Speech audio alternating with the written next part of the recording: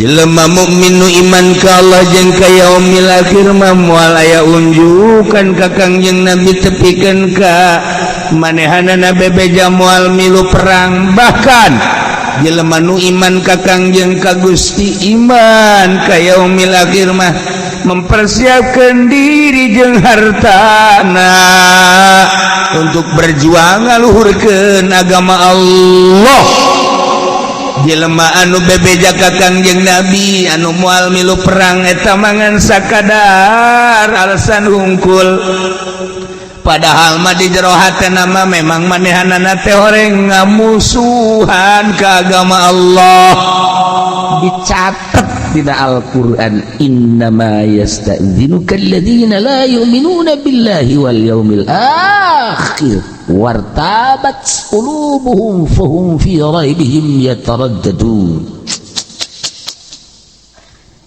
Anu unjukan ka Kangjeng Nabi tuan Nabi sadaya teh moal ngiring perang lantaran loba karieuh tuan, hiji anu dua anu tilu anu ta eta nu bebejak kitu teh alladzina la yu'minuna billahi wal yaumil akhir, teu iman ka Allah, teu iman ka yaumil akhir, bahkan wartabat qulubuhum mang hatena dina kebenaran agama, fahum fi raibihim yataraddadun, bingung tah jelema munafik makos kitu. Tah makos ngabangun masjid ari ngomong mah disapeker buhara dolon hayo nyumbang irah deui urang irah deui hayo mumpung hirup urang geus paeh moal bisa ku kumpulan jeung moal bisa nyumbang. Ieu teh hakikatna mah lain nyumbang teh keur nitipkeun ka Gusti Allah jang di akhirat. Wayahna we cenah boga 10 juta 1 juta mah selapkeun horenganan ngomong doang nya mah henteu. Eta bahkan duit masjid leungit jeung kotak-kotak. Ulah sok ngileuk ka dia tuh biasa bae sih. Sok aju nyarileuk bangun tuh ya munafik dek muludan ge ayo dek muludan ayo geus ngagungkeun ka Kangjeng Nabi giliran nyana meleng bae eueuh eta di Lampung di urang mah henteu teu parah eda ulah jadi jelema jadi jelema munafik naudzubillah min tembongkeun iman urang yakin urang ka Allah tembongkeun ulah siga nu mangmang. Jadi nu bebeja ka Kangjeng Nabi moal milu perang Tabuk saat eta jelema-jelema nu munafik dengan berbagai alasan-alasan anu teu mendasar munafik. Terbuka keyakinan urang lamun nyaritakeun keyakinan urang ge sebenarnya mah atuh kieu bae urang iman urang ge yakin dengan sakadar ditikor bae keluar. Lamun anu yakin mah mun nu yakin jelema teh sungguh-sungguh ibadahna. Lamun urang boga keyakinan bahwa urang teh bakal balik ke akhirat dunia ieu dunia kabeh bakal nyiksa halaluha hisabun wa haram wa iqabun atuh pasti diselap-selapkeun masjid mana pesantren mana majelis mana eta boga keyakinan ngaranna. Ieu mah pandit majelis diinjem mending dibayar henteu lain aduh nyahoan bae ku batu tah ieu munafik mah kos kitu. Lamun nya ge boga keyakinan tarolah tah mah urusanna urusan ngaluarkeun. Ieu mah urusan diri urang bae ka Allah. Urang boga keyakinan bahwa ieu Quran teh mukjizat. Anu lamun dibaca ku urang jadi ganjaran. Pasti bae urang hayang bae maca Quran. Tapi pan urang lobaan mana maca Quran jeung neulean HP. Lobaan mana ngaku sia. Hayu nggak bohong burut sia yakin mana datang yakin. Ya Allah ya Rabb. Lamun nya ge cinta ka Kangjeng Nabi nu Kangjeng Nabi ngabogaan syafaatul uzma. Tembongkeun cinta urang ka Kangjeng Nabi. Ai kitu mah barang bere meureun kudu leupat ti leungeun urang atuh maca-maca sholawat. Tanyakeun ka diri urang sabaraha awak sia sampai maca sholawat ka Kangjeng Nabi. Ayo. Sabaraha ayo tanyakeun ka awak urang.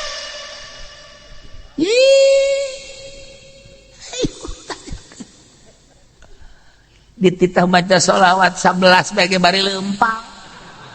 ulah henteu teuing bae cakna henteu diuk di masjid teh kitu tak teu diuk di masjid. Allahumma sholli sholatan kamilatan wa sallim salaman taman ala sayyidina eta maca sholawat mah 2 geus cilak-cileuk bae 2 jam nonton TV mah 2 jam 3 jam masyaallah istiqomah heran aing heran. Nah, iya cerita keyakinan berarti itu bukan keyakinan eta tos kitu. Urang mun nyaritakeun keyakinan kan berarti kan aya perilaku yakin. Ulah ngomong doang perilaku yakin datang ka mana nya nya ge yakin Allah bakal nyiksa kalakuanana maksiat teh berarti kan perilakuna maksiat teh yakin. Je lamun teu ngazakat bakal dibere sujaul akro engke cak Kangjeng Nabi di jero kuburanana. Aju kuari gak zakat perilaku dak teu zakat berarti kan teu boga keyakinan. Namun jelema ngridit berarti kan 2 akad hiji barang 2 akad bakal engke bakal dikucuran timah ku Gusti Allah. Ye bakal dibodem ke di jero kuburan anak. Tapi masih ngridit kene bae berarti kan teu boga keyakinan. Ye tuh ngajoak kabehan jadi motor kreditan kabeh bego.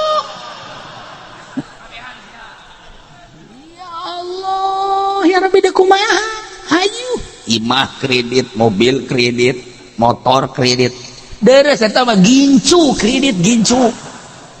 Masya Allah gincu da geus beak can beres kreditanana roti kredit roti da geus ka mana geus jadi para lele jumbo can geus kreditanana ini kuai Yahudi bisa aja saja ya Allah ya Rabbi pikiri orang mak moal kebal bakal asup ka lawang maut al mautu babun masa dek mamawa eta urang ka jero kubur sok pikiran bersihan diri urang ulah kababawa ku usum ulah kababawa ku keceuyah ngetren ceuyah usum ulah urang make aturan Al-Qur'anul Karim saha nu bisa teger model tos kitu cahayaan ke hatena. Nah, ya yakin. Kan orang lamun boga keyakinan mah udang penting. Juara jam hiji alhamdulillahirabbil alamin. Gegeran langsung cai darat son di surat tahajud. Allahu akbar. Allahu akbar. Allahu akbar. Eta nyana boga keyakinan. Beres ka. Reuh hees deui urang. Maksudna hudang subuh jam 7.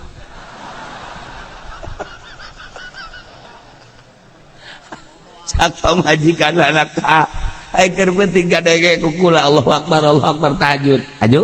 ai subuh jam 7 lalu omong sia usia diasupkeun ka grup deui aing bahaya tarolol kari segala grup segala naon bararego Masya Allah teh ieu kumaha ayo boga keyakinan ya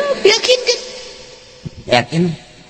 atau yakin urang kadaanan cara yakin Abu Yazid al-Bistami mah emang kumaha keyakinan Abu Yazid al-Bistami mah geus moal katuturkeun ku urang pan Syaikhul Qadir keyakinanna kumaha ku yakin-yakinna kan bisa dalil Lauhil Mahfuz kan Abu Yazid al-Bistami lempang begitu lempang aya anjing di hari minggir ka sisi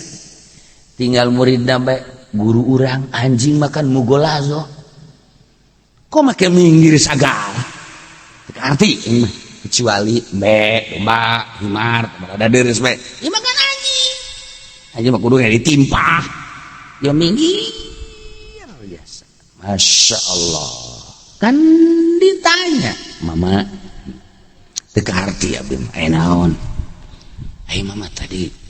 pas anjing anjing kok mamang minggir bangun ngahormat biasa ke anjing gitu kunaon sebenarnya anjing ya Allah anjing teh nanya ka aing mama bade ka mana mama diciptakeun jadi manusia jadi wali abdi diciptakeun jadi anjing nu dihukuman mogolazo tapi abdi teu eureun tetep mencintai ka mama ya Allah anjing bae mencintai ka wali anjing nu mantak moal daekeun ngegel anjing coba pendi jauh-jauh geus saya di rumah sakit udah digegel anjing tanya kurang anjing anjing siapa kunaon ngegelnya anak bongana macam-macam alasan anak anjing guys kamu Yazid abdi cinta Tuhan sugan be cenah di akhirat kula disalametkeun anjing kakarak muridna Masya Allah karinjeng anjing bae ngobrol patanya jeung anjing wali mah patanya ngobrol urang jeung jelema manyun bae deres lain kiai mah kiai diondang ngariung aya sadinya aya kiai anu moal ieu mah salila aya kiai eta teu hayang aing mah eta kiai buang kawala eta kos kitu teh eleh ku anjing mah nanya anjing kiai teh daek nanya aya kitu mah pedagang teu nanya atuh biasa tah mah kiai bong mah diondang nyalateun endek nanya esa dituna aya kiai anu moal aing mah kajen hukum pokona mah aing mah gurat batu gurat pohara lah ieu keur carita keyakinan anjing ngobrol ya Allah ya Rabb jauh teh urang lamun inget kadinya ngerenungkeun batur keyakinanna datang kadinya ya Allah ya Rabb ya Allah ya Rabb Masya Allah kan atuh eta keur carita anjing eta nu sok didongengkeun teh Mama Khalil Bangkalah nu kumaha aya urang Arab kadinya ngamakmum Mama Khalil na kurang paseh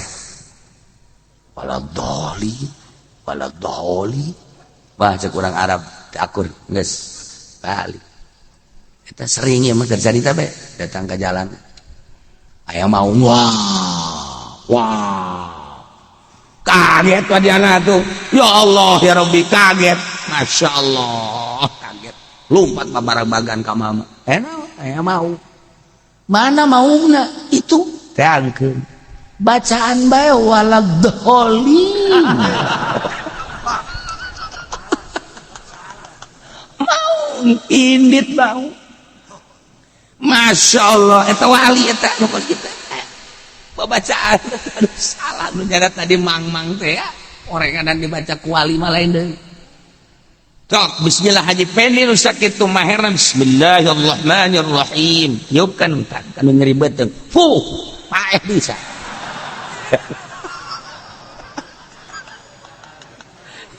udah sabar aja sebab naon atuh jangan ngamumule zahir doang makhraj sora dan lain sebagainya qalbuna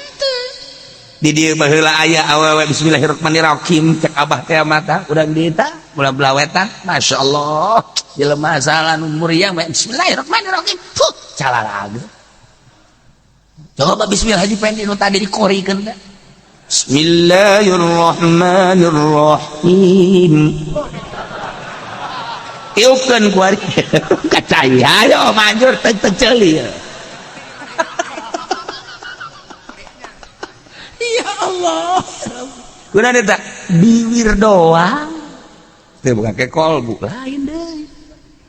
Masya Allah beda ngaji Quran memakai kolbu ngaji fikih memakai kolbu dan lain-lain sebagainya beda nyanyi bae nyanyi lamun make daun karena make kolbu ceurik urang nyanyi bae nyanyi tapi urang make hate kebenaran urangna keur dipegatkeun ku kabogoh urang.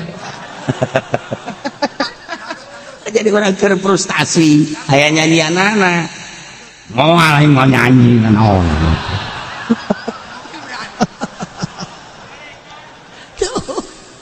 Ciri jana Masya Allah kan. Nah eta aya nyanyianana kamari Haji Pendi nyanyi geus digetak pukul siap kolot-kolot. Tuh dinyanyikan ceringnya ceri. Dulu kau berlutut di kakiku. Ya Allah ya Rabbi ceri. Naon eta? Hate. Maca Quran orang mentak ma'at tadabbur. Ma'at tadabbur deuk kumaha tadabbur aja teu ngarti. Mentak kudu ngarti pasantrenkeun urang teu ngarti. Abah teu ngarti kabacaan Al-Qur'an bisa macana we hungkul. Anak mah ulah cara abah. Masantren ceng dibiayaan ku abah.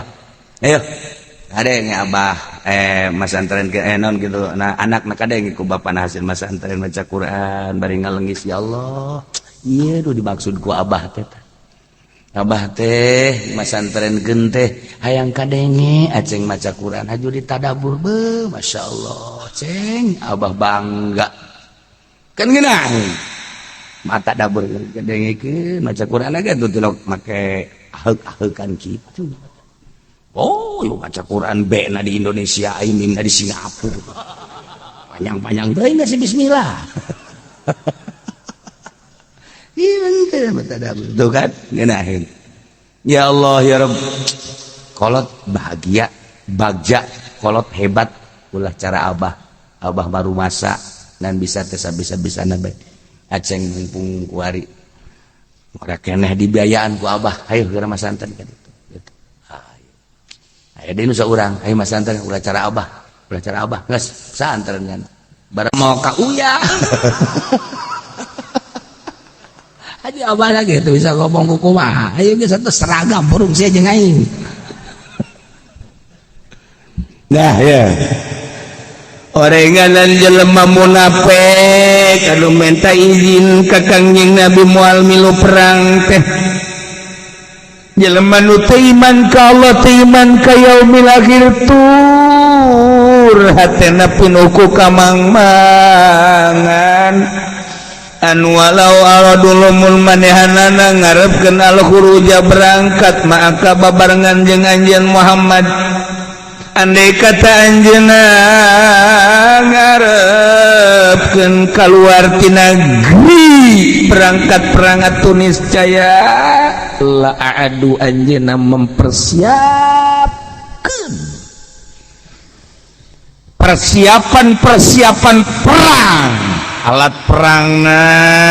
baheula mah panah baheula mah pedang bodem di urang baheula di baheula ya golok ya pedang bambu runcing baheula ayeuna kan zaman mutakhir geus teu berguna kos kitu teh ya digunakeun sebagian kecil karena itu mah perang make remote kapal lagi tidak berawak kendalikeun di jauh cegur jeung kapal-kapalna zaman canggih ayeuna Masya Allah tepikeun ka kos kitu Allah nyiptakeun makhluk mere otak seperti eta geus sajaritakeun adat di zaman ayeuna dikendalikeun anu ti jauh pake remote wan Masya Allah karim peperangan ujung-ujung nama tetep bae jelema tentara kan baheula perang teh baheula kan tentara perang aya medan ayeuna kan teu urang ningali di Irak masyarakat nu korban ningali di Suriah masyarakat nu korban Yaman masyarakat nu korban perang mah ya kos kitu aya geus waktuna mah teh kumaha deui jata mah putusan Allah diembung-embung ya pasti terjadi bae kajen kumaha ge nu penting niat hiji bae ngagungkeun Allah agama Allah paeh syahid ya we ira ge bakal paeh teh urang hayang boga keyakinan ka dinya teh hese tetep bae mundur bae urang mah mundur wa walau aradul khuruj la'addu lahu 'uddah lamun manehanana memang ngarepkeun berangkat perang jeung anjeun Muhammad atuh niscaya maranehanana teh mempersiapkeun alat-alat perang jeung perbekalan tapi walakin karihallahum bi'atsahum tetapi Gusti Allah nyieun Allah teu ngamaksud karena keberangkatan jelema-jelema tersebut alam yuridu khurujahu atuh Allah pangeran fasabbaqahum dingebulkeun diembungkeun ku Allah dilemahkeun diluluskeun himmahna males hayang be berangkat ke medan laga batak nang Allah tak sehingga teh urang kuari ngagungkeun agama Allah teh melalui majelis taklim aju kuari dibere embung urang berangkat ngaji sehingga teh nang Allah nu mantak ku Allah diembungkeun deuk dicilakakeun berarti tinggal sakitu bae mentek kula pernah nanya ke almarhum Abah doa panjang teh nanya teh kesimpulanana mah jelema lamun deuk dibere panjang umur sok bae cek Abah teh maca Allahumma tawil umurana sahih ajsadana dan selanjutnya lamun aya jelema deuk dibere makrifat ka Allah dibere daek tah ngadoa Allah maftah futuhal arifin Allah maftah futuhal arifin lamun jelema deuk dibere teger kayakinanana dibere daek tah memeh subuh maca ya hayyu ya qayyum ya badi'as samawati pan urang nyaho man maca mah tilok pan geus sering tah dibere nyaho disurahkeun atuh tilok maca kok masih eta maca subuhna ge jam 7 kumaha macana menjadi subuh jam 7 maca ya hayyu ya qayyum ya hayyu ya qayyum ya badi'as cak incun apa emang udah sholat belum baca ini dulu cak incun wah ini bapak kolot ini mah orang kurang normal baca ya hayyu ya qayyum tadi atuh jam 3:30 jam 4:30 ya mah lain salat subuh jam 7 baca ya hayyu ya qayyum 40 atau bisa jam 9 dibere daek pokos jelema deuk dibere kawin bae ku Allah dibere daek teh maca inni ra'aitu 11 kawkaban wasyamsa wal qamara ra'aituhum li sajidin dibere daek bae maca eta teh dibere daek bae kadeuleun sinar atuh pake kuku udang woi tenang ngaji tenang barang biar siapkan bae geus dikondisikeun insyaallah boho atuh babaturan ti baheula mah nya teu ngondisikeun atuh geus aya nu daftar ka imah umur 75 tahun oh kalau enggak ada tonggong mereka jangan kumaha gitu ya Allah ya tuh geus kos kieu mah pan serba salah dikawinkeun jeung nu ngora embungeun nu ngorana dikawinkeun anu setengah baya pagon nya cek nya tararanggung kawinkeun jeung anu kolot janana embung ieu kudu terjadi nama nu ini cek nya teh lah asal aya nu ngurusan bae ngaji atuh ulah kan ini teh lah asal aya nu mangnyangukeun bae cek nya teh horenganan kaharti nu mantap kos kitu ge nanti kan ngora ente lah cek kana kolot bae horeng dedem segala naon horengan kaharti paingan geus teu bisa make obat sama kos kitu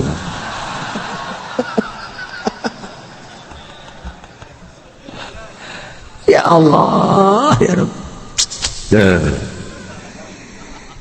lamun manehanana siap perang bareng jeung anjeun Muhammad saya mempersiapkan alat perang perbekalan tetapi memang ku Gusti Allah tidak dikehendaki sehingga ku Gusti Allah dibere mumul gedul males hayang teh perang teh tuh urang ngaji kos kitu sarua dibere teh hayang we ngaji teh gorenganan berarti aya sesuatu di kalbu urang introspeksi geura sih hade masyaallah ieu mah lain muridna nu ngaji teh guruna dibere males heran ai muridna mah aya lah 10 20 murid teu dae guru teu daek ngajar lama jasa kunaon ieu si guru jadi kos kieu masyaallah kadang-kadang geus nungguan murid diperekeun ku nyana gorenganan ngadahar duit Golkar masyaallah teu karasa tah ku kiai teh teu karasa diberi eueuh imah ngaji teh dengan alasan anulah orenganan duit Golkar duit PDI duit macem-macem diasupkeun ka jero atuh teh mah orekoros ngaranna orekoros kan ngaringkuk bae ngaringkuk bae tah mantap kiai aja udah lemah himahna teu karasa tak ku kiai teh di lemah teh aya naon di diri duit Golkar duit PDI iya hadena cenah kula mah teh aya duit PKB WD atuh sama ge teu pada bae sia mamang konon aduh cenah ieu mah teh aya ti Nasdem parah Nasdem kok mah ti Perindo mah geus tah mah masyaallah karim masyaallah karim kekhawatiran teh kiai heran ulah wa seputar politik da ulah wa seputar dirina bae namun kurang dicaritakan seputar politik da kan urang aya kekhawatiran politik mah kan aduh ngeri lah urang mun nyaritakeun politik we ieu dibunuh bisa asupkeun ieu da kumaha politik mah kan jahat urang lamun seputar nu ayeuna bae aya kekhawatiran emang ente teh geus dibaraca aduh Gusti Allah na aya kekhawatiran politik ngaranna kos main catur taktik kumaha lamun dipersiapkeun Kristen mah dipersiap dan lain-lain sebagainya politik eta seperti kos kitu jauh geus da baheula wakalana jang dirina bae mun didahar duit eta efekna bakal kumaha diri aing kos gitu masyaallah kamari Haji Pendi Isya henteu subuh henteu ja berangkat ngariungan kan memang Isya pajar geus Isya ku jana tuh kan poho kan ngaku jana gue ngaku jana ge Isya henteu subuh kaberangan naon eta berkatna emang teu halal cak anu mere di ditu lain teu halal nu batur dicokot ku nyana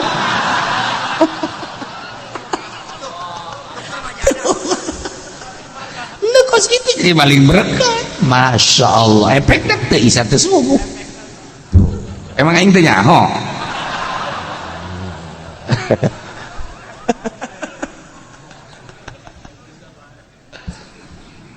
bala pajar bobohongan asli eta kana wakila qadu ma'al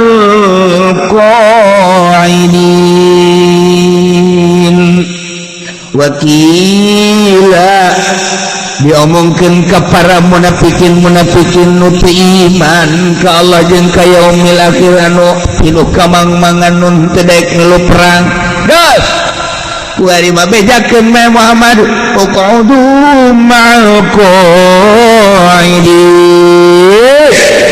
caricing lah bae maneh geus darinya babarengan jeung nu caricing sanu caricing nu teu dimenangkeun perang sanu teu dimenangkeun perang teh al marba nu gering wan nisa wanita-wanita wasibyan jeung budak-budak laleutik bejakeun Muhammad mun teu daek hiru perang teu mempersiapkeun alat jeung perbekalan cicing tuh hijikeun jeung nu gering jeung wanita cewek-cewek jeung budak hololeo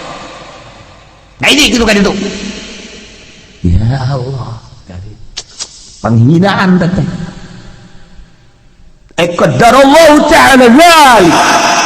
tegasna Allah nakdirkeun kamarenehanana cicing betaheun babarengan jeung wanita-wanita babarengan jeung garing-garing babarengan jeung budak-budak nu ololeho dari ijinya na didinya kunaon eta eueuh ibana batur ngararaji kunaon nya betaheun tadi lembur da hiji jeung tukang ojek main catur naonan coba batur mah ngararaji nya betaheun eta main catur ya Allah ya Robbi kuda dipindah-pindahkeun luluncatan tolol naon Gusti Allah doaku eta kan ku Gusti Allah ngahiji sia jeung jelema nu teu bener ngahiji sia jeung jelema nu hina deh atuh cobalah mengaji mapan Masya Allah ngahiji babarengan jeung kiai jeung ustad minimal wauh lah jeung tukang sate minimal emang sok meuli atuh teh jatuh boga duit ngambe-ngambe atuh beda aya sinar ngaji mah Masya Allah iman tekan nang Allah cicing di lembur endahan ngahiji jeung jelema nu teu eceuh ngahiji jeung jelema nu teu bener obrol-obrol ngaler kidul anu ngan sakadar dambahan catatan-catatan kajahatan kazoliman di akhirat dibuka batur mangaji ceuli diasupan ku Al-Qur'anul Karim begitu dibuka di akhirat Masya Allah Karim aya lembaran-lembaran ngaji diukna di deket tihang aya ditunjuk bari nyender aya sia edan ngobrol ngalantur bae ya Karim nah kuari mah urang teh asa rugi engke sakedeung deui maot lembaran-lembaran per harina bakal kapanggih ku urang berjamaah urang sholat, urang maca Quran, urang ngaji, urang silaturahim, urang sedekah paparangi ketika eta tah ngahiji jeung nu kararitu ya Allah ya Rabb hararaya rugi nu aya komo urang ngaji mah sakadieu aju ngalengis ya Allah ya Rabbi morenganannya Gusti urang teh kula teh bakal paeh katakan aya tak kesadaran tina ngaji mah Gusti hampura dosa-dosa abdi nu barah heula aju dihapus pandosana ku Gusti Allah kan keuntungan gede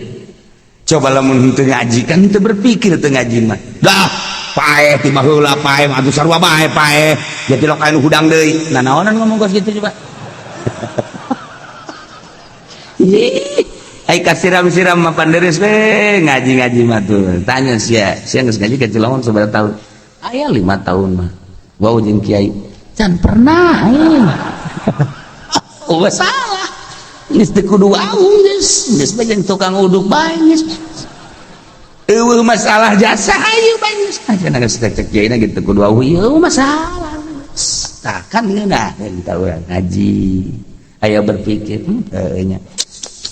beureunan saminggu 2 minggu 3 minggu mah aya tanu asup hiji bae mah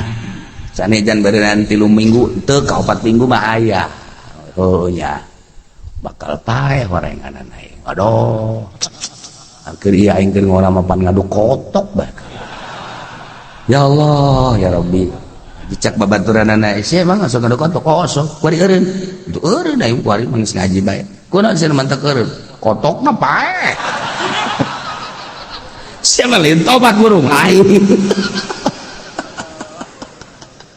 aduh biasa aing aja antur tungtung nama henteu bae anak aing paling dijanturan bae lah dipalek wae anak aing tah budak balik mapan nyaho ngajantur palek tuh Allah lamun dagang teu moga modal moal jalan lamun urang hirup ke di akhirat datang-datang disiksa bae ku Gusti Allah urang demo ka Gusti Allah tanpa make Habib Rizik demo urang langsung ternyata keadilan Gusti Allah urang hirup di dunia dibere modal tinggal bisa jeung henteu ngagolangkeun modal lamun urang nyaritakeun modal tentu kadituna aya untung jeung rugi lamun urang modal na tibang haju urang bisa dagang sebulan 2 bulan 3 bulan rada oleng kabelah ditula ieu geus lain arep-arep keunun lantaran gedean kene hutang batan pemasukan kadituna beki puyeng teu gede sih nginjem modal nama cuman 1 miliar teu gede atuh gede ge cak sia nu susah atuh cak aja salih mah 1 miliar mah tai kuku tah mah tah lamun cak Kiai Haji Pendi 1 miliar boh aing ngajajan orang boga teh 1 miliar maksudna can orang boga ge duit hutang mah pernah hutang 1 miliar baheula anggap gede atuh gede anggap letik-letik pakai usaha kemudian sageus dari pakai usaha teu bisa gagolageuna rugi moal kebel langsung imahna aya mereka rumah ini milik BRI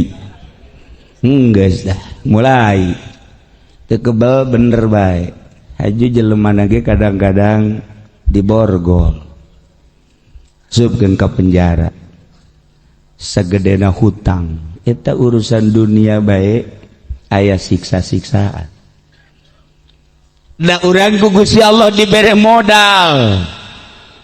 urang teh umur Allah ngajelaskeun dina Al-Qur'an wal asri cukup sakitu demi waktu teh maksudna naon umur anu di jerona teh aya waktuan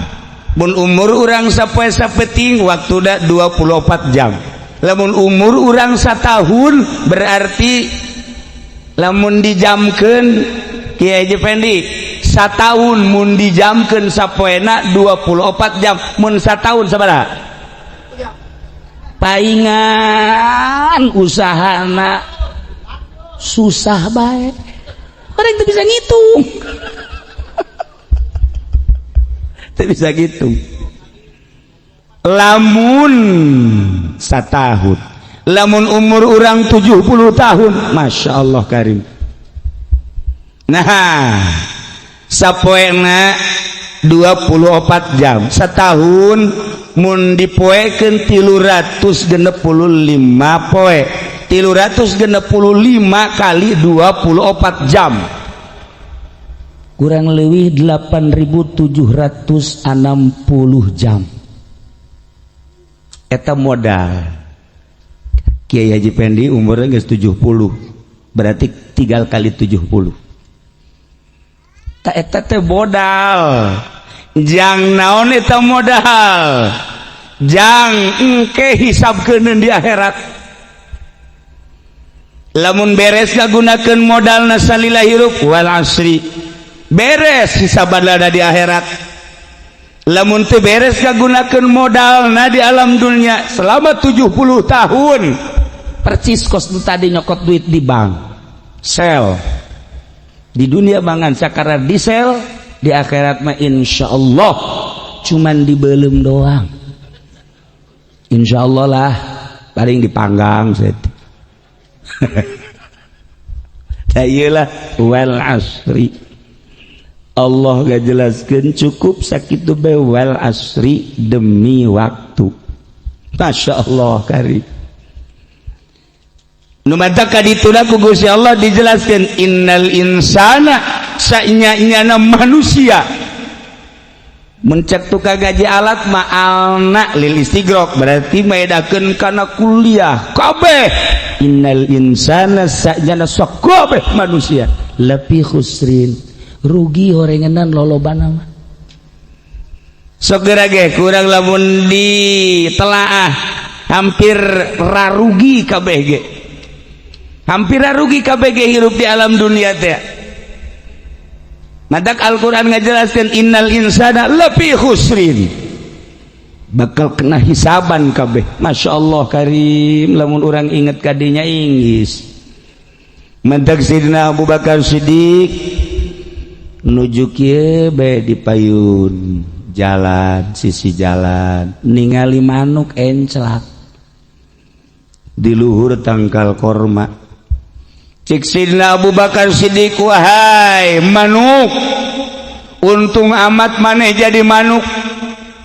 sakadarnya tuan ya nedahar nginum hihiberan sore balik ka sayang maneh isuk hihiberan deui daharnya tuan nginum balik deui ka sayang datang ka waktu paeh selesai maneh mah tapi yeuh Abu Bakar Siddiq ieu Abu Bakar Siddiq ya Abu Bakar Siddiq disidik-sidik ku batur teh Abu Bakar mah paeh lain cara maneh manuk bakal dihisab aing mah ieu Abu Bakar sakitu geus sila Abu Bakar Siddiq mah nu geus dijamin ku Kangjeng Rasul bakal asup ka sorga masih keneh ngarasa ihtiyat hati-hati asana aing dihisab ya asana aing dihisab sagede Abu Bakar Siddiq radhiyallahu an anu geus dijamin ku Kangjeng Rasul bakal asup ka sorga masih keneh ceurik beusi dihisab jaga kunaon ari urang eueuh nu ngajamin urang mah nu ngajamin satu nu ngajamin urang Masya Allah aja urang mah tenang-tenang bae ketenangan urang ya Karim memes WA hudang HSWO teureun-eureun ieu mah cerita Haji Pendi mah anu sajan mah leuwih meureun kitu kolot Masya Allah kukula sok disinggungan bae ge geus atuh eta ulah sok main HP bae geus kolot ai keur diomong mah cicing asal eueuh bae omongan atuh kieu bae Masya Allah HP na ge aya HP jang dagang aya HP jang paranting ngariung aya HP khususon beres sakieu aki-aki Masya Allah komo keur ngorana teh si budak. Nah iyalah berarti urang kan leha-leha tenang-tenang tinggali Abu Bakar Siddiq anu Abu Bakar Siddiq ketika tahajud nya nama sarakaat saquran 2 rakaat 2 Quran Masya Allah Karim hese jaritakeunana urang dek mudag sina Abu Bakar Siddiq dek mudag ulah waktu sholat maca Quran bae heula urang mudag hayang ka udag sacara Abu Bakar Siddiq dek kumaha ngudagna jata mah lain udageun amrun khariqun lil adat karomah tamah hese atuh ngudagna ai sarakaat datang ka saquran mah lamun 2 rakaat 2 Quran dek kumaha ngudagna ya urang masa bulan puasa ge teu tamat ta Quran Masya Allah Karim tuh akur bae teu meureun ya Allah ya Rabb tapi nyana boga pikiran khawatir abad ke di akhirat kena hisaban engke di kuburan dihisab sagede Abu Bakar Siddiq khawatir kok urang tenang-tenang amat sih aya naon sih di diri urang segitu tenangna aya naon sih di diri urang mani luar biasa berleha-leha segede Abu Bakar Siddiq anu geus dijamin aya kekhawatiran hisab di akhirat urang ulah jauh-jauh gabandingkeun urang ka Abu Bakar Siddiq atuh jauh jasa tama ka para wali sangan waya di urang jauh teuing wali sanga mah guru-guru urang mah Mama Gentur Mama Sempur jauh teuing tama eta bae Mama Cidahu Abuya urang hese ngabandingkeunana diri urang komo ka Abu Bakar Siddiq tidak Abu Bakar Siddiq batu pan sodakoh panggedena aya di nyana perang panghebatna aya di nyana bager aya di nyana cerik unggal maca Quran sayat cerik tepikeun ka ditongton kapan ku Kangjeng Nabi dicaritakeun dina Bukhari ketika Abu Bakar Siddiq baca Quran lantaran cerik baik kan ditongton ku masyarakat saurang datang nonton cerik si Abu Bakar Siddiq pernah kemarin bulan puasa Haji Pendi ge ditongton di demo malah ditongton sorana Masya Allah Karim kuari ge lamun ditita bubar rasana jelema ta ilah Sayyidina Abu Bakar Siddiq radhiyallahu wal asri memperhitungkeun waktu memperhitungkeun modal anu engke urang bakal dihisab lamun sapoe 24 jam lamun satahun 8.760 jam dipakai kumaha eta urang dipakai kumaha tah modal urang teh bakal dihisab dihitung ke ku Gusti Allah lobaan pake ka aing apa lobaan pake ka lain aing Masya Allah inggi surang lamun kadinya wal asri innal insana lafi khusrin kadituna di istisna illal ladzina amanu kecuali nu iman urang alhamdulillah berarti geus urang mah terugi iman ieu mah urang nu karumpul di dieu kan amanu ari iman kabeh nuhun Gusti pasti salamet lah urang mah pasti salamet lah oh, pasti salamet Gusti aminan mah hayang jasa meureun illal ladzina amanu wa amilus solihati jeung beramal soleh ketika illal ladzina amanu mah urang ge iman tapi barang wa amilus solihati rada ngerentet setik ya amal soleh teh kumaha wa amilus solihati wa tawassaw bil haqqi wa tawassaw bis sabr yakni silih wasiatan amal ma'ruf nahi munkar dan lain sebagainya. Nah, ila nu meunang jaminan untung seluruh manusia ngagolangkeun modalna rugi terutama kafir mantak illal ladzina amanu kafir musyrik munafik jelas rugi wa amilus solihati nu iman jeung nu beramal soleh ieu jelema nu beruntung ngagolangkeun umurna beruntung ngagolangkeun umurna urang teh geus aya iman di diri urang geus aya amal ngan tinggal bener jeung henteu amalna sesuai henteu jeung anu ngatur amal urang dititah beramal teh ku Gusti Allah anu disampaikan ku Kangjeng Rasulullah sallallahu alaihi wasallam sesuai henteu mun salat akur tah henteu jeung kahayang Allah mun puasa akur tah henteu jeung kahayang Allah zakat akur tah henteu jeung kahayang Allah sagala rupa akur tah henteu jeung kahayang Allah etalah ukuran urang mun urang geus akur urang geus bisa wa amilus solihati untung urang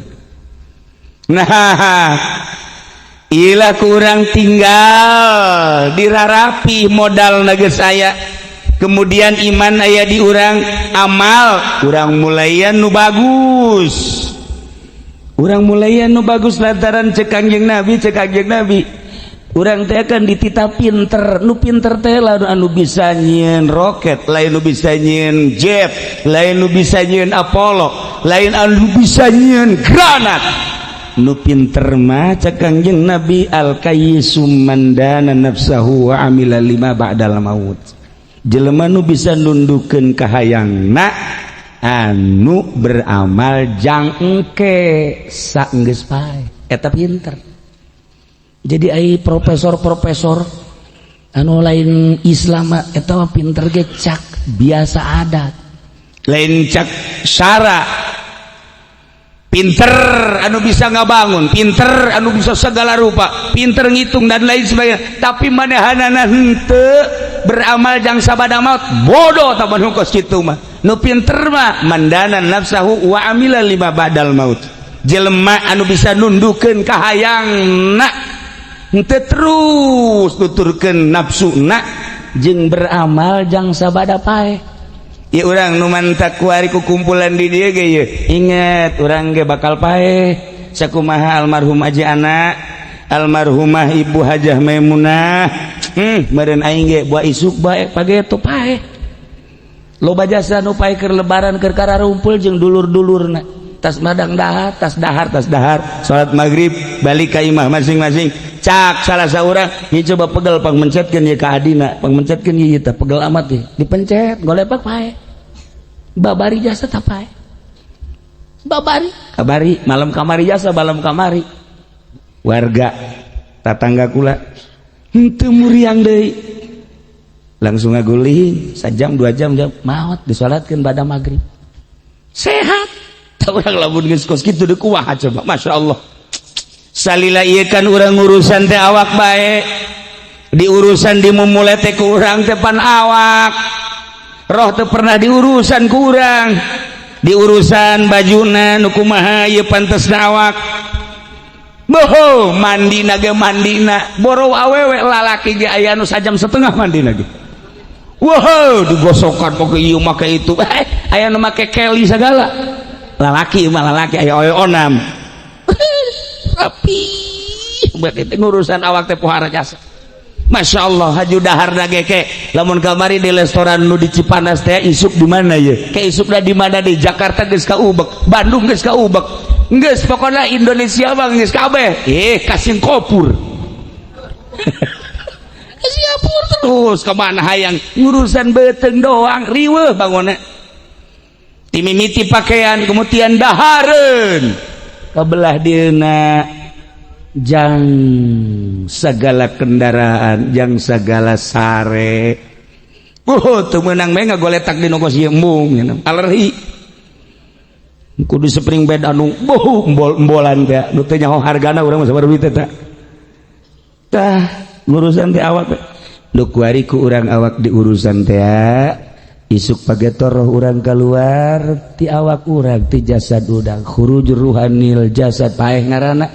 awak urang digotong dibawa ka ditu cara almarhum Haji Ana salah almarhumah Ibu Hajah Maimunah terus dikubur nu kamari emak urang dimumule bapak urang dimumule bos urang dimumule kadang guru urang nu sangat dimulyakeun ku urang isuk page tobon paeh muridna nu nincakanana ge muridna nu nincakan guruna Masya Allah kari selesai balik kabeh sorangan di jero iya kudu dipikir ku urang sorangan di jero ketika amal urang bagus Masya Allah nu datangna ka urang kasep geus eueuh deui kasep tamu geus eueuh deui kasep jasa di samping kasep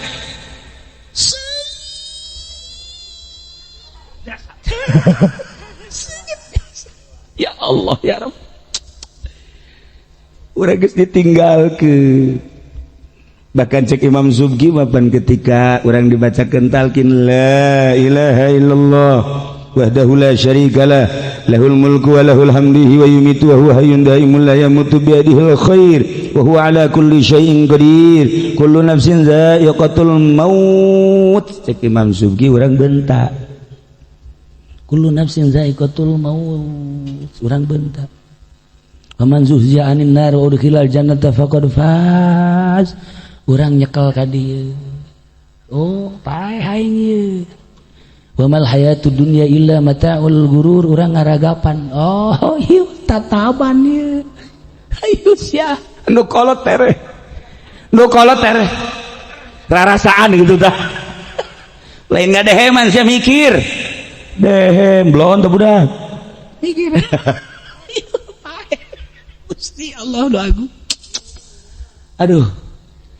tapi keur beujeuh daki kituan nyapaek bray caa terlihatlah sosok manusia nu kasep nu seuneu menghampiri Haji wow ya asana henteu nu bener pan babaturan deh asana salila hirup teu pernah boga babaturan nu kasep kos kieu ja aya ge potongan nu kararitu malulu ieu mah aya ge bangsa kos urang Ambon mah aya manja kasep ieu teh batur iraha salat puasa zakat haji sedekah tahajud duha jeung sajabana dihijikeun ieu jadi Masya Allah ieu teh amal anjeun disebut malaikat rahmat sakedeung deui bakal aya malaikat munkar nakir datang tenang sare bae Bang Haji mah ieu nu bakal ngajawab ulah sih ya karim tengah-tengah keur beujeuhna sorangan nu tadina poek tiba-tiba jadi caang nu urang ngageter sieun jol nu ngabubungah ya karim indah jasa telila teh bener datang man rabbuka nu ngajawab teh si eta amal urang wa man nabika dan selanjutna duh nikmat geus langsung ditawaran 6 naumal arus sare lah Mang Haji sakumaha sare pananten. Aduh indah jas. Eueuh bahan model nu karieu. Eueuh.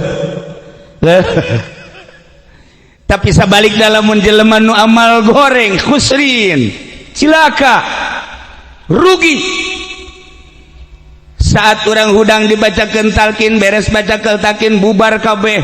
poek anu luar biasa orang ngaregap ieu bentak poek keneh ngaregap ieu poek keneh bae tiba-tiba aya sosok manusia hei jore na kabina-bina di samping jore bau tidinya deui nanya nyana ka urang hei hudang Haji Pendi hudang baun teh ijan bulan tante keke ieu sah ulah sah ieu ye kreditan teh ieu kredit teh atuh teh anggeus-anggeus ai riba nu numpuk teh ieu ai riba nah geus puguh nu teu salat geus puguh teu zakat geus puguh berbagai riba-riba jeung berbagai permasalahan ieu aing permaksiatan doraka ieu kabeh aing diwujudkeun jadi aing sakedeung deui sia bakal aya malaikat munkar nakir nanya aing teu tanggung jawab kumaha sia bae nek kumaha coba ya iyalah Masya Allah nuku urang kudu direnungkeun teh ieu wal asri innal insana lafi khusr cilaka illal ladzina amanu kecuali nu beriman wa amilus sholihat jeung nu beramal saleh. Lamun urang gua ada dipupuk iman urang geus aya mun ditanya saha pangeran pasti jawabna Allah. Aya nu bisa ngadalilna nu ngaji nu teu bisa ge tetep Allah bae heulanan lah. Geus alhamdulillah sakituna mah. Kabelah dituna ditanya wa man nabiyuka dan lain alhamdulillah iman beramal soleh mun kurang dipupuk terus komo tileletik diasupkeun ka pondok pesantren kena hafalin amil jurumiyah sorof datang ke alpiyah johar maktun mantek belah dituna terus fikih usul fikih na tafsir jeung mustalah tafsir ngeunah babacaan teh asal maca kitab gajakan seuri hehe asal dibuka hehe depan ku Haji Pendi mah asal dibuka bae yo peureub yo muka-muka aing sia atuh geus bae Haji heuai bae wallahu a'lam bissawab tah ieu pupuk gerage iman pupuk terus beramal datang ke mana ieu datang ka ngageser gerage perasaan urang lamun di syariat bae makan kieu bae dedeleurean urang dedelan nu ieu sarua dedengean urang dedengean nu ieu aamban urang aamban nu ieu geus leuwihna sakikieuna bae ngan ai iman jeung beramal saleh mah sakitu ge insyaallah rada aya hareup rada encan teh can ngajamin ku situ rada tapi lamun geus pindah rasa ya kari urang nyontoh anu pindah rasa teh pasti geus puguh Kangjeng Rasul kabelah dieuna para sahabat kabelah dieuna para tabiin kabelah dieuna para aulia Allah luhur teuing urang menyaritakeun wali Allah bangsa Tuan Syekh Abdul Qadir bangsa Syekh Maghribi kemudian Abu Hasan Asyadzili kemudian kabelah dieuna kitu wali-wali nu belah dieu bae nu belah dieu encan lila urang ngadenge di Mekah aya Sayyid Maliki nu alhamdulillah wallahu alam tahun sabaraha sim kuring Haji Yasin jeung rekan-rekan pernah milu maulidan di Mekah Rosefah tapi kula boga kahanean padahal kakarak harita nyaba kadinya nyana ningalikeun bae salila maulidan teh beres maulidan makan di naon gitu ngaranna nanampan kunaon atuh nyana ngadeukeutan kula belah dieu belah kenca terus dahar bareng terakhir kula dihuapan ku nyana sahuap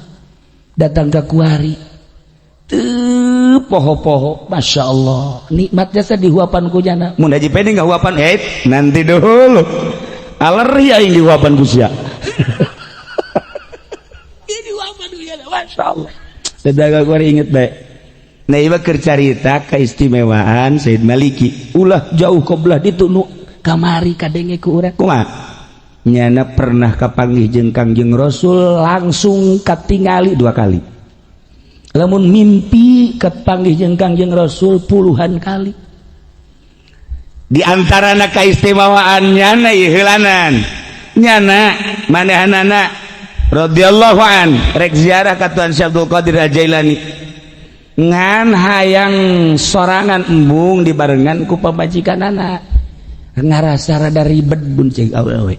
hayang lalaki bae lah begitu dek berangkat besi kajawan ku pamajikanna teu jadi poe eta isuk deui isuk ningali kumaha carana supaya pamajikan ulah milu geus siap-siap dek berangkat besi kajawan keneh bae haju dek bebeja henteu ka Bagdad ngabohong pan wali mah teu ngabohong ari bebeja besi hayang milu teu jadi deui katilu poe Tuan Syekh Abdul Qadirna datang mimpi Said Maliki mun bahasa Sunda mana depan mereka Baghdad kok atuh teu jadi deui geus dipersiapkeun di Baghdad nu bakal ngurusan di Baghdadna aya ngaran si A haju engke bakalna maneh di dinya teh dibagjakeunana di samping ku si A tempatna di anu di mimpi teh geus dijelaskeun insyaallah cek hatena berangkat kaula hudang begitu hudang meme berangkat ku pamajikanna ditegor cek pamajikanana nyana nyebutna ummuna ka pamajikanna ummi nah ieu ku pamajikanna ditegor maligi tadi mun cek bahasa urang ai mana pan teh da ka Bagdad pan teu jadi deui kaget eta saha nu mere nyaho pamajikanana kan dirahasiakeun ku nyana mun nyana deuk ka Bagdad tapi kunaon pamajikanana negor pan cenah ka Bagdad biar ka Tuan Syekh kok teu jadi deui langsung maes naon pamajikanna ditangkep ai ieu nyahona kaula ere ka Bagdad di mana cek manehanana apan itu nu datang ka maneh ngimpi teh ka emah heula ka dieu batur bae teh bisa kaparanggih jeung ahli-ahli Allah ngimpi teh kapanggih jeung ahli Allah apa ieu mah anu sok hiber keseuseurean teh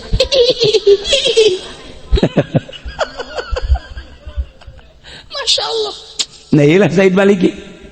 satu ketika jada ereka Madinah di Mekah ereka ziarahan Kangjeng Rasul peting kemudian diurutan heula biasa jada sok diurutan ku santrina padahal lain yang diurutan teh ahli thariqah sok nguji kasabaran ka santri kadang datang ka jam 12 kadang ka jam 1 datang ka jam 2 padahal teu butuh diurutan endek nguji datang ka mana santri kasabaran jeung katawakalanan aya salah sahijina santri urang Jawa Timur keur gurutan kira-kira jam 1 jakadagena mah kerek Said Maliki kerek tapi datang hudang bae langsung amamahna dipake langsung diukna kieu eta nu ngurutan kaget ka sisi Said Maliki kieu bae langsung nam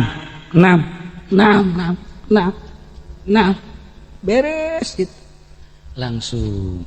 jana hudang biasa geus hudang biasa nu ngurutan dipanggil kade mana tadi nyaon teu saha nu datang henteu cak emang teu katingali tadi nu datang Kangjeng Rasulullah Masya Allah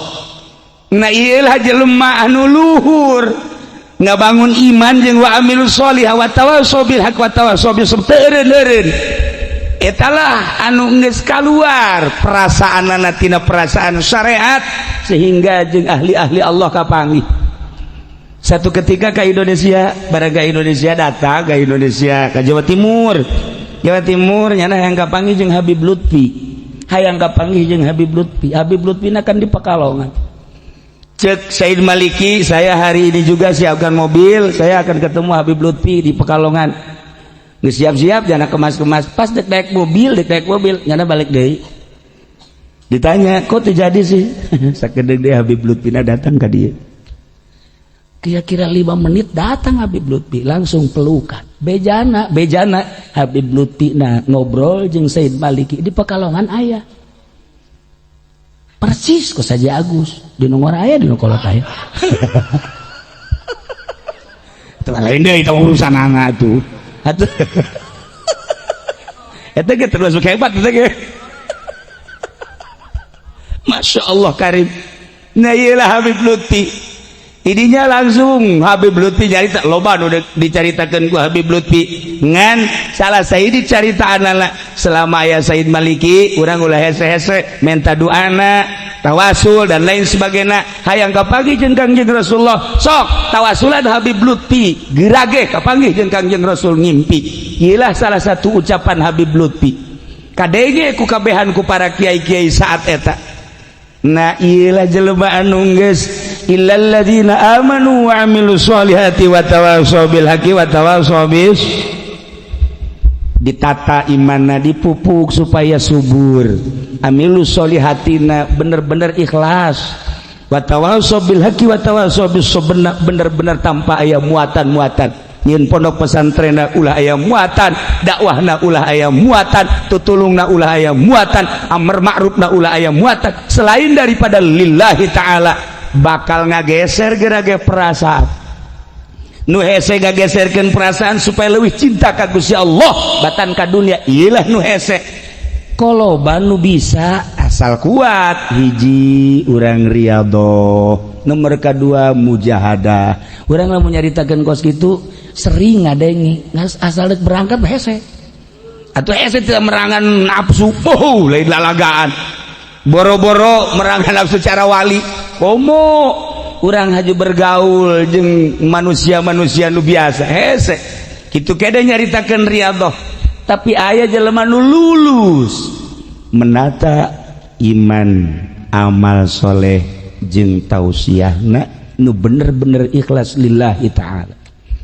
nah gerage urang tata gera iman urang ja urang mah geus aya bersyukur urang ka Gusti Allah geus aya imanan urang mah kagambar ku urang sifat 20 nu wajib di Allah nu mustahil di Allah nu jaiz di Allah kitu kene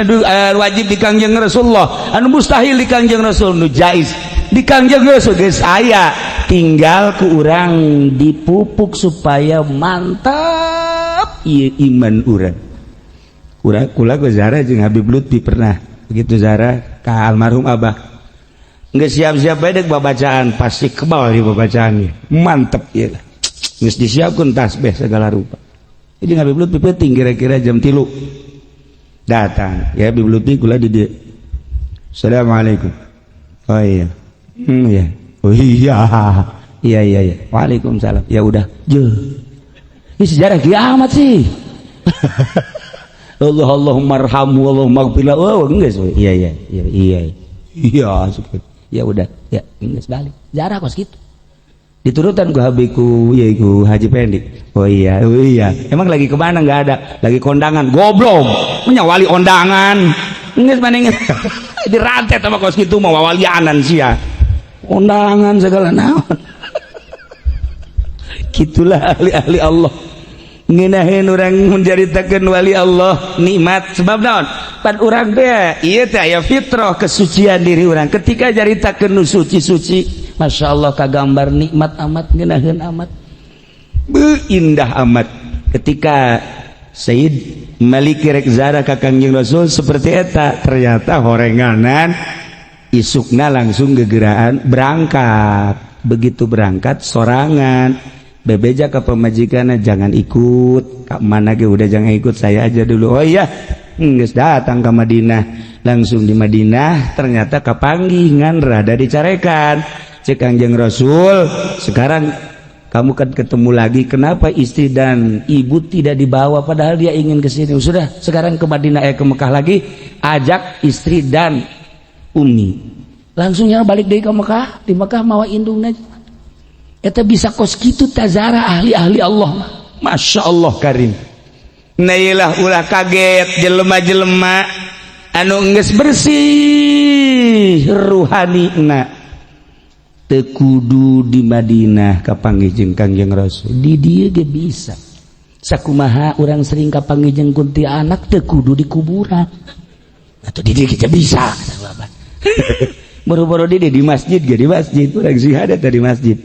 masjid asup ke masjid mun sorangan bae rada culak cileuk urang culak cileuk asana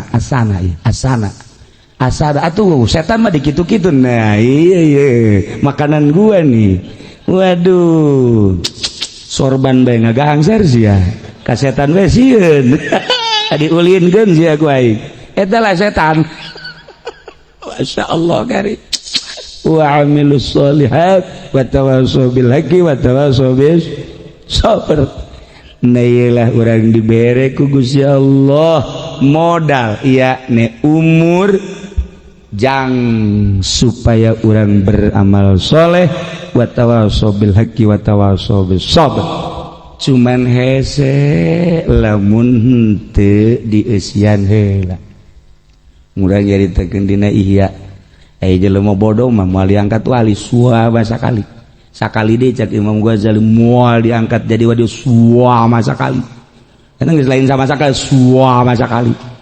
atuh Allah babarieun amat ngangkat jadi wali nu bodoh boro-boro jadi wali Allah jadi bupati ge bodoh urang teresep jadi bupati bodoh urang teresep atuh komo wali Allah tetep kudu nu pinter. Maka bagi anu barudak keneh mantep gerage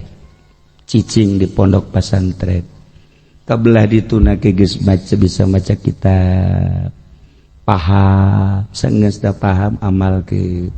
jang supaya ngamalkeunana ikhlas hese lamun teu boga guru ikhlas tetep aya kudu boga guru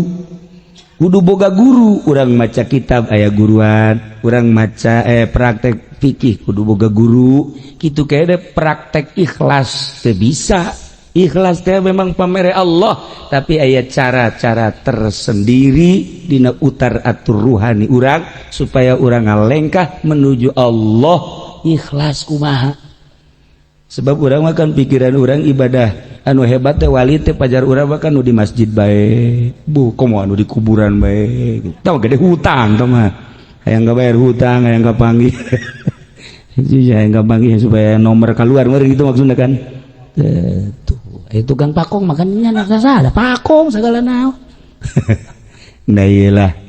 ya jadi urang teh supaya bisa ibadah ka Gusti Allah tetep kudu boga guru sakumaha maca aya guruan fikih aya guruan ikhlas sanajan ti Allah tetapi cara ngatur-ngatur ruhani urangna aya cara-cara tersendiri sakumaha Imam Ghazali khususna umumna para aulia Allah moal ngangkat kekasihna lamun encan bisa lamun nu bodoh. Kula ingat ka Kangjeng Nabi Ibrahim alaihissalam kadatangan tamu opatan begitu kadatangan tamu disuguhan kan teu daek dahar nginum teu daek segala rupa bangsa naon gitu snack teu daek cek Kangjeng Nabi Ibrahim isi tamu dahar teu daek gidung teu daek snack teu daek naon ieu tamu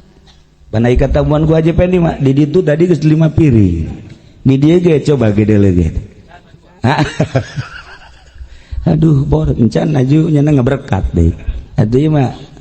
12 lah jeung jin nyana mah Nabi Ibrahim kadatangan tamu kulantaran teu daekeun barang dahar kan ditanya ku Kangjeng Nabi Ibrahim ke ari ieu ditawaran dahar teu daek nginum teu daek segala rupa teu daek ai kitu ieu saha gancang carita da becak tamu teh kula Jibril Masya Allah ieu Mikail ieu Israfil Masya Allah ieu Hayakir cak Kangjeng Nabi Ibrahim lain tamu biasa ieu orang ya Allah pahinggana teu daek barang dahar urang katamuan 100 dia mah utuh kos kitu mah padahal katamuan ku ieu mah 2 ge riweuh tapi insya Allah mual kebal deui nya ge katamuan malaikat insya Allah malaikat tu sok kitu teh ulah waka ajeun sebab ku kula ditanya mah aja daek wari pae ulah waka bu pan geus kolot henteu cek ulah waka cek kumaha lamun bawa kabeh pae Mang Haji hirup bae sorangan bae pan gitu amat atuh segena. Tuh ditapaya ti heula embung batur parae gada hirup embung sarua bae emang jelema anu kos kitu. Ieu keur carita Kangjeng Nabi Ibrahim tah. Kangjeng Nabi Ibrahim katemuan ku malaikat. Haju nu disuguhkeunana kapan daging onta. Daging onta. Lantaran Kangjeng Nabi Ibrahim teh rek tatanya ka Gusti Allah. Lantaran boga musuhna Raja Namrud.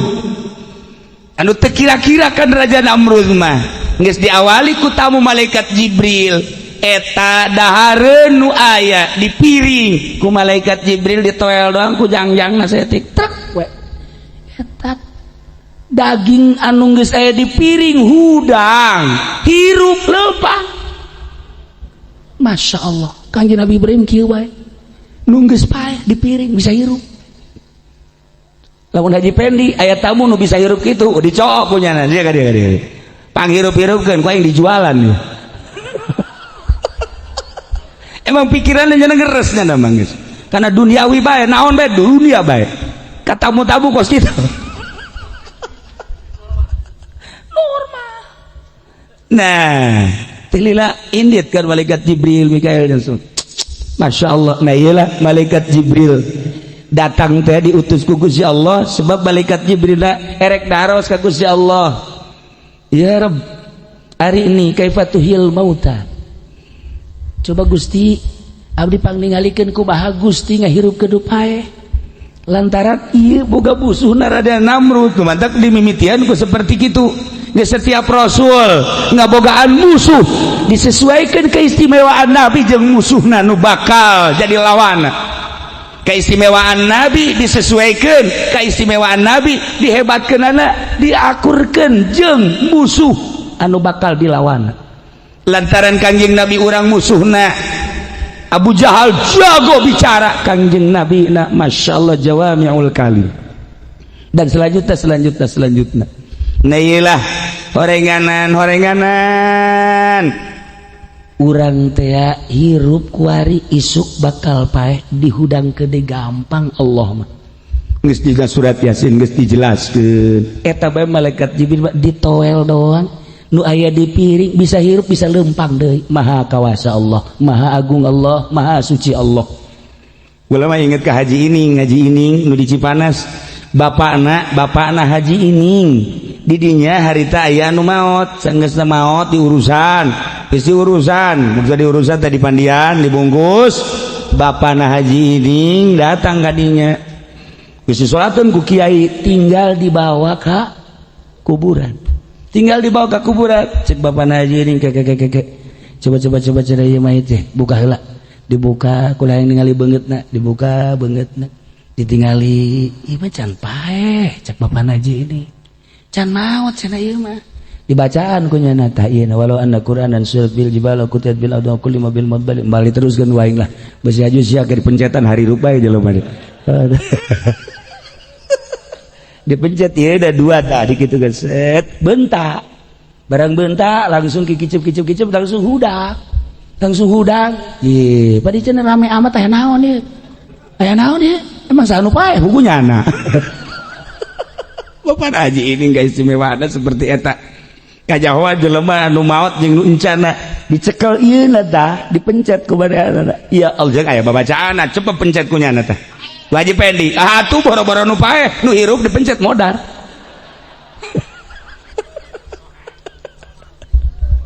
Lah iyalah. Jadi urang teh ulah ragu-ragu. Urang kuari hirup, tata dina eueuh, kuari aya isuk pageto paeh bakal dihirupkeun deui engke. Nah iyalah urang bakal dihisab salila jero kubur. Wallahu alam sabaraha ribu tahun deui ka kiamat. Tanda-tanda kiamat nama geus aya sakumaha nu dicaritakeun ku junjunan isuk pageto kiamat selesai geus kiamat mah gulung kabeh sanggeus digulung kabeh urang kan bakal dihudangkeun deui pernah Kanjeng Nabi senyum-senyum seri-seri geus caritakeun kiamat Kanjeng Nabi senyum seri Sayyidina Abu Bakar kan kaget ningali ka sahabat kabeh Kanjeng Nabi kok senyum-senyum masa orang cicing baik nanti sahabat kabeh terutama Sina Abu Bakar Siddiq senyum Sina Umar nanya ayo mana senyum naon atuh nurutkeun kangeun Nabi bae banyak kangeun Nabi senyum orang manyun lain kitu sekjen ieu kaharti tenten teu pokona ada kaharti da henteu Kangjeng Nabi senyum aing senyum gitulah Abu Bakar Siddiq mah tapi nu sejen makan henteu cek sahabat Tuan aya Tuan keur jaritakeun kiamat kemudian tiba-tiba Tuan seri senyum aya naon sih sekak dikait sahur Kangjeng Nabi lain gitu Gusti seri cek maksudnya kumaha Tuan Gusti Allah senyum seri atuh kula ge milu senyum milu seri wah cek Gusti Allah senyum seri teh kumaha kieu cek Kangjeng Nabi engke kan setelah kiamat jelema kan dihudangkeun sanggeus dihudangkeun digiring ka mahsyar sanggeus digiring ka mahsyar bakal ditimbang saurang-saurang aya nu diasupkeun ka sorga bigo dihisab geus jelas nah ieu aya anu kafir jelas langsung ka neraka munafik musyrik ka neraka kabeh muslim mukminin ge nu doraka anu teu bisa kasyafaatan ku kaula ka neraka heula kabeh sanggeus ka neraka sekian ribu tahun akhirna Gusti Allah nita nu aya imanan mah angkatan kabeh maka langsung operasional ka neraka ieu aya imanan keluarkeun beres kabeh ka sorga aya saurang nu boga iman doang salat tilok di duniana puasa tarah mabok osok zina kitu keneh judi dan lain sebagainya tapi iman ka Allah iman ka Kangjeng Rasul ngan boga iman doang wa amilus solihati wa tawassaw bil haqqi wa tawassaw bis sabr iman teh iman bae nah ieu mah geus kos arem cek Kangjeng Nabi hidung kaju lantaran dek dikunci ieu neraka sorga dek dikunci dikaluarkeun ieu terakhir manusia cek Kangjeng Nabi nu terakhir dikaluarkeun di neraka cek Gusti Allah hai malaikat eta jelema nu terakhir kaluarkeun sanggeus kaluarkeun kunci lawangna ngan nyana sanghareupeun ka ditu ka neraka sanghareupeun jadi eta jelema nu terakhir teh ngaranna sih mungkin Fendi mungkin lain ngan ke terakhir jadi kahareup ka neraka kieu iraha senyumnya Gusti Allah cak sahabat ka heula atuh dengekeun cek Kangjeng Nabi eta jelema kan ngomong Gusti aya abdi ieu diangkat di neraka tapi dikahareupeun wae ka deuleu neraka atuh geus bae Gusti abdi mah kadanan ku ka surga ulah-ulah neuleuh atuh balikeun bae ulah neuleuh lamun geus balikeun geus kula mah cukup sakitu ge cek Gusti Allah balikeun teu budak ulah keuna neuleuh ka neraka ulah keuna ngahareup ka neraka sanghareupeun ka surga bilukeun ku malaikat tak deres kieu mah jaknyana tadi mah panas wariba tak deres aing teu hayang ka neraka aing itu da sorga hebat amat lawangna Masya Allah minta deui ka pangeran Gusti abdi mah ulah diasupkeun ka neraka kalawangna we kalawang abdi mah lawangna tadi si hayang malik doang henteu abdi mah moal hayang deui asal datang ka lawangna geus cukup ieu makan panas keneh tonggong mah panas awas boleh deui nya ulah menta deui moal malaikat datangkeun ka lawang sorga datang ka lawang sorga tak nulu dininya di jero sorga teh nu arulin gedong-gedong sagala rupa sakiana Gusti abdi ulah di lawang teuing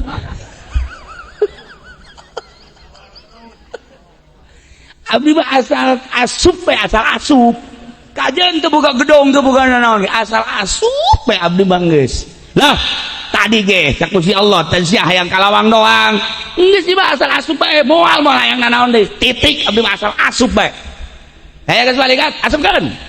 asup dibuka lawang teh diasupkeun hat aja jagana itu gedong sana itu itu lusa aduh manya aing di dia sorangan bae caknya batur ka gedong aing sorangan bae di dia bener ge jero sorga ai pelataran teuing mah tuh kira-kira kumaha mun aya babaturan ai gedong sia di mana aing kumaha jawab lah cakjana minta deui ka Gusti Allah Gusti tuh sia minta deui kan